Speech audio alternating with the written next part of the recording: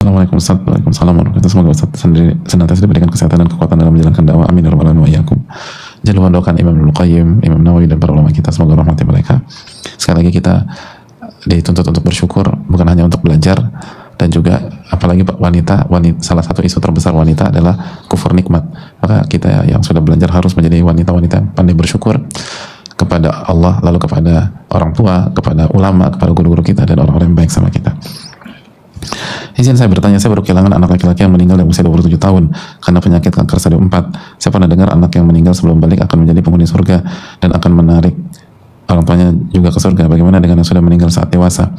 Bagaimana membuat hati ini tenang, dan bagaimana dengan takdir Allah ini? Karena saya sangat kehilangan dan sedih berkepanjangan karena kangen sama Ananda. Bukan tidak ikhlas, tapi terlalu banyak kenangan bersama Ananda yang sudah dilupakan.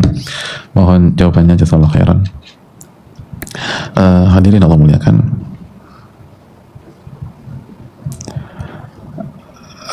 yang pertama kita ikut menyampaikan duka cita terhadap musibah yang beliau alami. Innalillahi ma akhadha wa lahu ma a'ta wa kullu syai'in indahu bi ajalin musamma faltasbiri wa tahtasibi. Semoga Allah berikan kesabaran dan Allah memberikan pahala yang besar. Dan kehilangan seorang anak sangat berat. Kehilangan seorang anak sangat berat, apalagi bagi seorang ibu.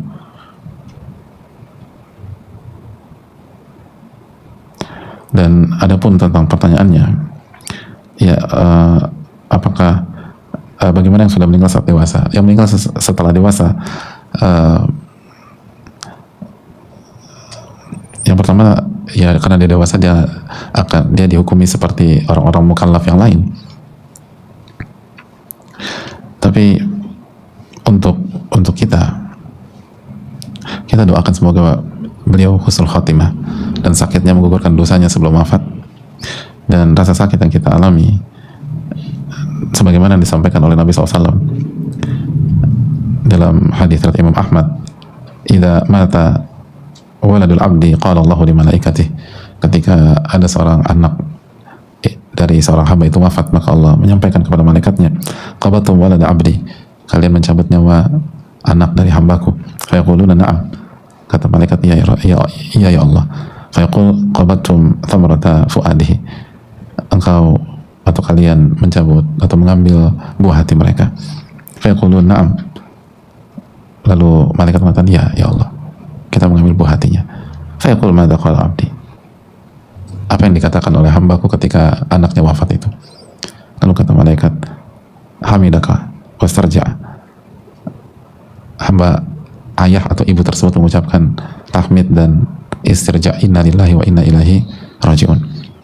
Kata Allah SWT, ibnu li abdi baitan fil jannah, tolong bangunkan istana di surga untuk orang tuanya, dan namakan Baitul Hamdi, rumah pujian atau istana pujian. Allahu Akbar.